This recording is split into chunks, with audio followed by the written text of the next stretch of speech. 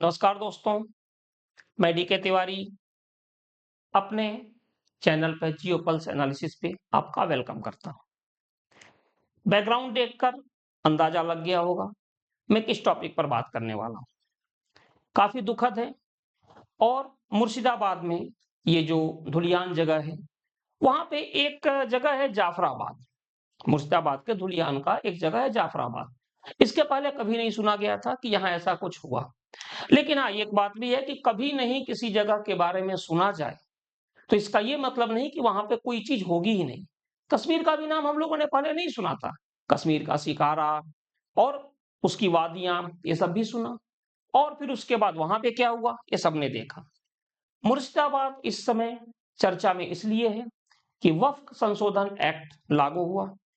इसके विरोध में प्रदर्शन हुए, काफी उग्र प्रदर्शन हुआ और इस प्रदर्शन में कई लोगों की गाड़ियां तोड़ी गई।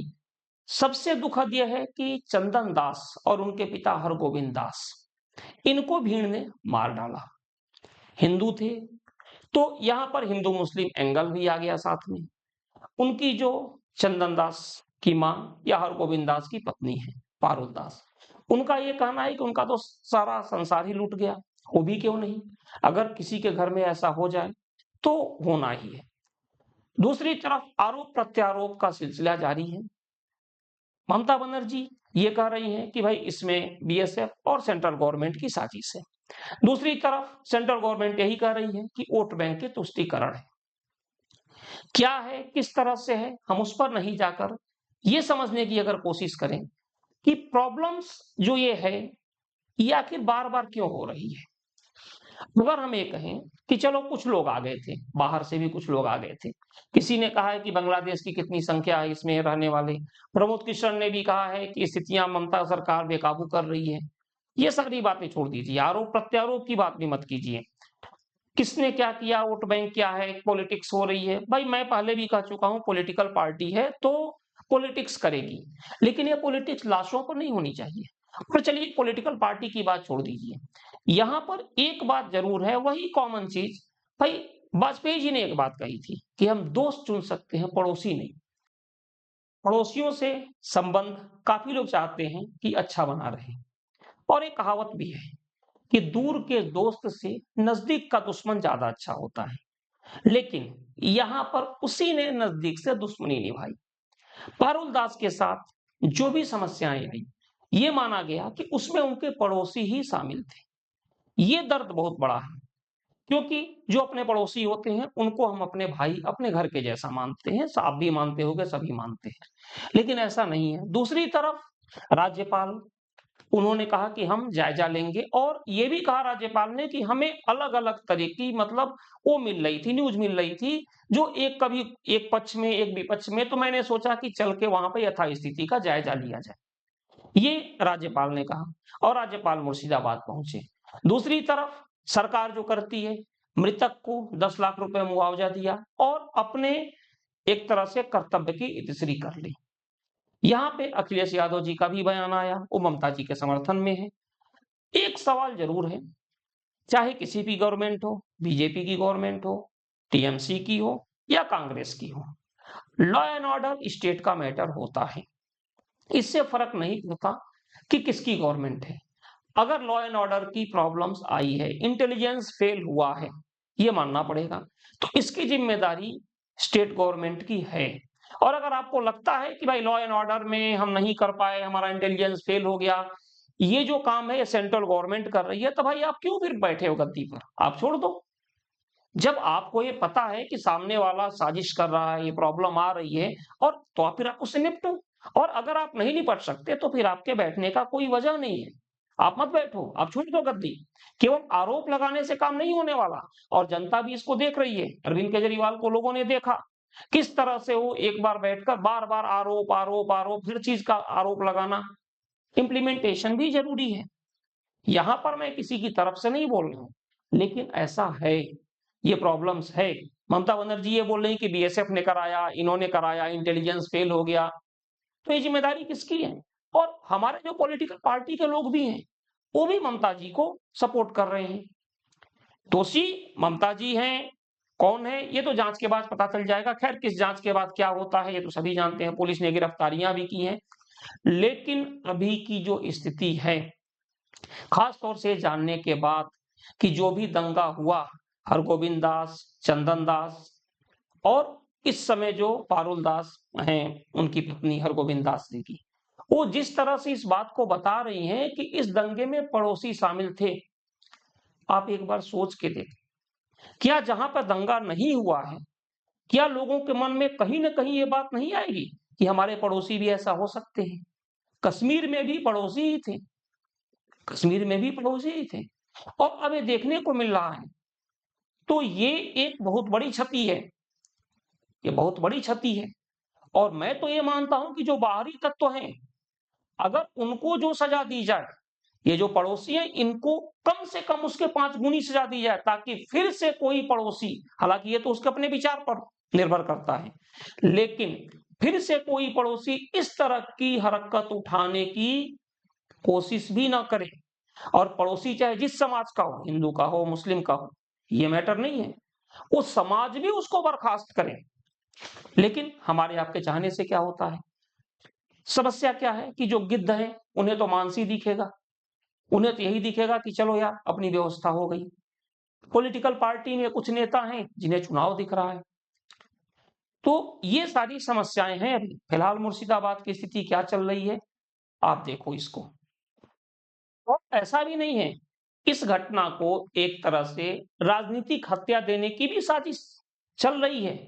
मार्क्सवादी कम्युनिस्ट पार्टी के जो मोहम्मद सलीम हैं, वो अपने कार्यकर्ताओं के साथ चंदन जी के यहाँ मिलने आए, हरगोविंद दास के यहाँ, और ये बोल रहे हैं कि ये जो थे ये उनकी पार्टी के सदस्य रह चुके हैं, ताकि मामले को दूसरी तरफ मोड़ा जा सके कि भाई ये राजनीतिक हत्या है। और राजनीतिक हत्या पर लोग कहते हैं चलो भाई बंगाल में तो राजनीतिक हत्या का पुराना इतिहास रहा है, सबसे पहले कम्युनिस्ट पार्टी थी, कम्युनिस्ट पार्टी के बाद ममता बनर्जी आई, बंगाल बदल गया, सरकार बदल गई, लेकिन हत्याओं का सिलसिला नहीं बदला। पहले जो गुंडे होते थे वो मार्क्सवादी के होते थे, अब वो किस में आ गए? कम्युनिस्ट में हो गए, सॉरी ममता बनर्जी की टीएमसी में आ गए। तो ये प्रॉब्लम है। ज्योतिका भी क्या कह रही हैं कि उनके पिताजी को खींच कर ले जाया गया। दूसरी तरफ पारुल दास कह रही हैं कि वो कभी भी किसी भी पार्टी के कार्यकर्ता नहीं थे, घर वाले इसको डिनाई कर रहे हैं, लेकिन सलीम जाके कह रहे हैं नहीं नहीं मेरी पार्टी के थे, मेरी पार्टी के थे। तो इसको भी इतना छोटा ना समझा जाए। एक तरह से पृष्ठभूमि तैयार की जा रही है कि इसको ये साबित किया जाए कि ये एक पॉलिटिकल मर्डर है। शमशेरगंज के पुलिस अधिकारी बीबीसी की रिपोर्ट में है, नाम न बताने की शर्त पे बोल रहे हैं कि 50 लोगों को गिरफ्तार किया गया है। गिरफ्तारियां पहले भी हुई हैं, लेकिन क्या ये गिरफ्तारी एक नजीर पेश करेगी कि दोबारा किसी की हिमाकत न हो ये करने की? मुझे नहीं लगता। पहले भी ऐसी चीजें होती रही हैं। मेरा ये मानना है कि कहीं न कहीं अपराध अगर हो जाए तो राज्य सरकार को दोषी माना जाना चाहिए। लेकिन राज्य सरकार उससे बड़ी दोषी तब शामिल हो मानी जाती है कि जब वो उस अपराध के अपराधी को सजा नहीं दिला पाए, उचित सजा या कठोर से कठोर सजा, ताकि एक नजीर पेश की जा सके। अगर ऐसा नहीं होता है तो एक तरह से राज्य सरकार ही आने वाले समय में कई सारे और अपराधी तैयार कर देती है। वो तो यही सोचते हैं अच्छा उसने किया, क्या हो गया, ठीक है हम नहीं करेंगे, हम भी छूट जाएंगे, क्या फर्क पड़ता है? और जब मामला पॉलिटिकल हो, अपराधी किसी पॉलिटिकल पार्टी से जुड़ा हुआ हो, तब तो फिर पूछना ही क्या। तब तो वही कहावत है कि जब सैया भये कोतवाल तो डर काहे का। बिल्कुल वही कंडीशन यहाँ पे चल रही है। उसके बाद हरगोविंद दास जो थे 72 ईयर के थे। एक बार की ये भी माना जा सकता है कि चलो चंदन दास की किसी से दुश्मनी थी, लेकिन ये दुश्मनी वक्फ बिल में कहां से आ गई? हरगोविंद दास, चंदन दास जिनको कि ये भी कहा जाता था कि वो मूर्ति बनाने वाले थे, आखिर उनसे किस बात की दुश्मनी थी? कौन सा वक्फ बिल के लिए उन्होंने वक्फ बिल की कोई मूर्ति बनाई थी? किसी चौराहे पर वक्फ बिल जो अभी जो पास हुआ संसद से उसको लगा दिया था कि भाई तुमने वक्फ बिल लगाया और तुम्हें जिंदा रहने का कोई हक नहीं। इन सब में तो कहीं थे नहीं, लेकिन फिर भी उनकी हत्या हुई और इस हत्या का तमाशा बनाया जा रहा है जैसा कि बनाया जाता है।